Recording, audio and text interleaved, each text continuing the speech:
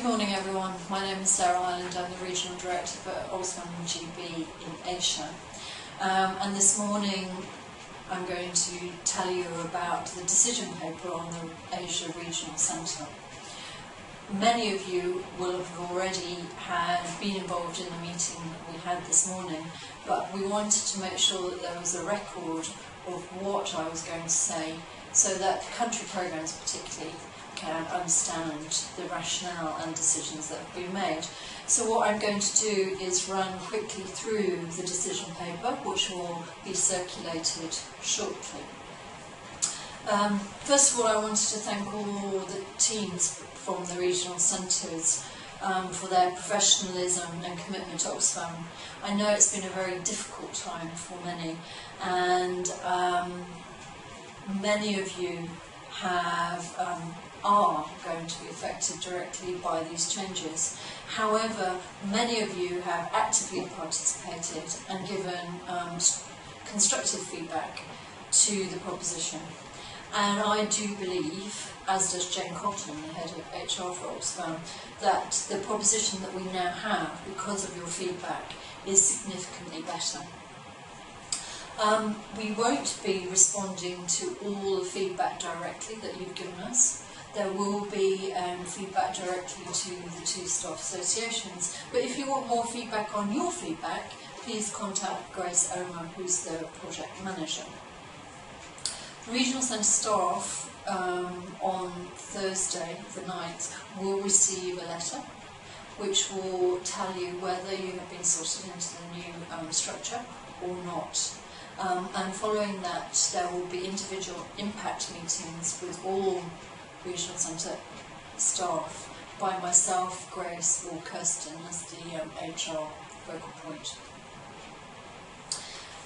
What we found in the feedback was that there was quite a degree of understanding about the reasons for change. Of course, not everybody agreed with the change, but understood the rationale. People also recognised that there was many strategic synergies between the work in South Asia and East Asia.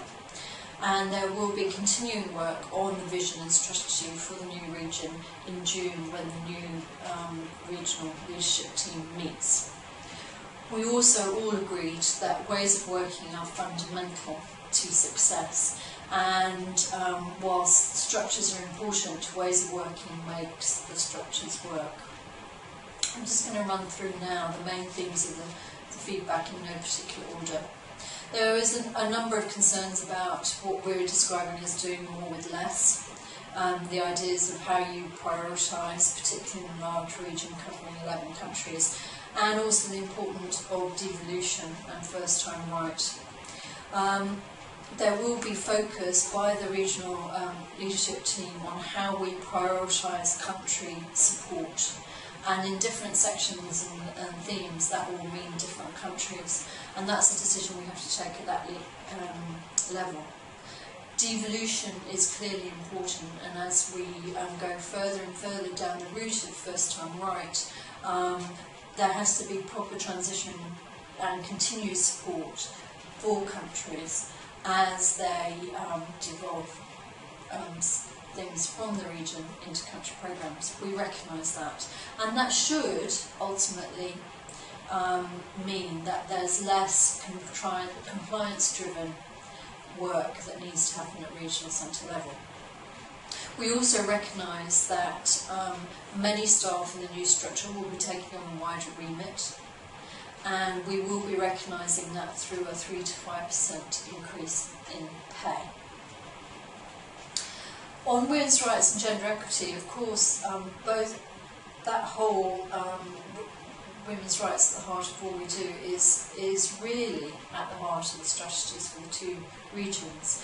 But many people felt that it wasn't properly reflected in the structure that was proposed. So now all regional management team posts, leadership roles, have that in their job profile, that they must focus on women's rights. Posts such as the regional change leads all have a gender remit. There are gender specialists embedded in a number of the teams. You will also find in Appendix 2 the development of the Gender Equity Knowledge Network proposition, which really takes further our support and acknowledgement of how important gender equity is to our work. There's also a transitional post till June 2011 of the We Can Violence Against Women work. There was also feedback on how this is impacting on national, particularly business support staff in Delhi. And clearly, because of the decisions we've made to have the regional hub in Bangkok, that was inevitable that they would be impacted most. And whilst we have been tried where all possible to be talent driven, we are now trying to balance the economies of scale, the costs versus retaining talent. Clearly there is a great deal of talent, and Oxfam will be losing some of that talent. But we concluded when we looked at the kind of business efficiencies that splitting the business support functions wasn't an effective way of working, and they needed to be together for economies of scale. We also wanted to limit the number of staff in Delhi. There will be 2 transitional posts and 2 OI posts of the Regional Funding Manager and the Gender Equity Knowledge Network Manager.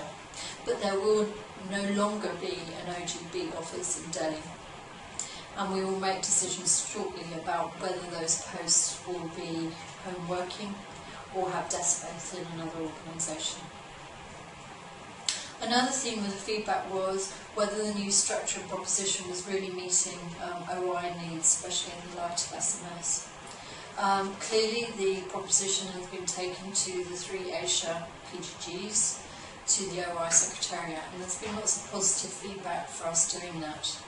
We've identified from their feedback that the areas of funding and gender need to be prioritised across all affiliates in Asia. And so that's why we're trying to evolve those teams into OI posts. In the structure there's also an existing OI EJ for East Asia post, and we've included in some of the RMT posts representation on PGGs. Clearly, the OI-ness of the current structure will grow over time.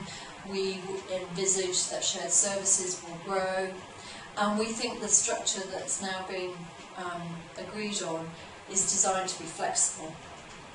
It's clear that OGB still needs a regional centre, and we still need to support countries in an effective and decentralised way. So the regional centre is as fit for purpose in an SMS world as we can make it at this point.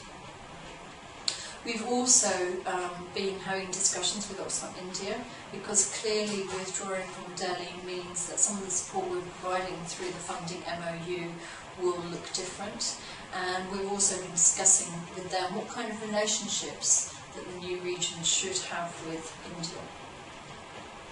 Another area of concern was transition. Clearly it's very difficult for people to imagine what their new jobs and roles might be and how that's going to transition. Grace, as project manager, will be working with team leaders over the next few weeks to put in place very clear transition and handover plans, and they'll all be in place by the end of August. The Delhi office will close by the 31st of December, and there will be a Delhi transition team managed by Grace to complete the office closure and any necessary legalities. Another theme was, are we clear about the role of the regional centre and the size and scope of the regional centre?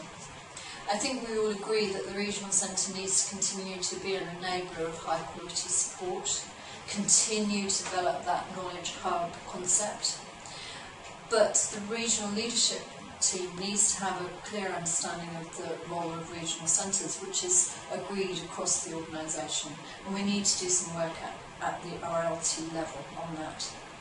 Of course, we're all concerned about the cost of the structure and whether we are making those savings that we need to make and whether the size is appropriate. To be honest, The decision on the structure is a little larger than we had hoped, but we have limited the number of global posts, and we want to continue to invest more in national staff and Asian staff.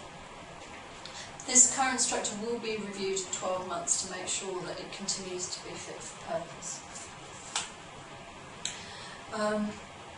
Another area is monitoring, evaluation and learning. Clearly we all feel that this is an important part of programme quality. And South Asia and East Asia have taken different approaches to ensuring that this is embedded in our country programmes. So to acknowledge that, there is a transition post which will continue to support country programmes on their M&E work, and this is to acknowledge the strengths that South Asia has in their MAL post at the moment, and how well that is working. As I said at the beginning, ways of working in a matrix and dispersed model is vital to success, and we need to invest in ways of working from the very start. And in Appendix 3 of the documents you'll find some ideas based on learning so far about how we can really invest in ways of working. All new staff and existing staff will have an induction which will include how we work together effectively. And the RPM post will be taking a leadership role in ensuring clear coordination and planning. Another area of work is the what we're calling the regional change lead post, which is the posts that are embedded in country programmes, supporting both country programmes and having a regional remit. The proposed 70-30, 70 region, 30 country split was tested, and there's lots of support for embedding expertise in posts in countries. And the current regional change leads agreed that the 70-30 split is workable. Now clearly we need to monitor that and work with line managers to make sure that is effective. Grace will be following up with country programmes who have identified key people within their country strategy, structures that might be part of a regional expertise pool, and that was very well received by country programmes.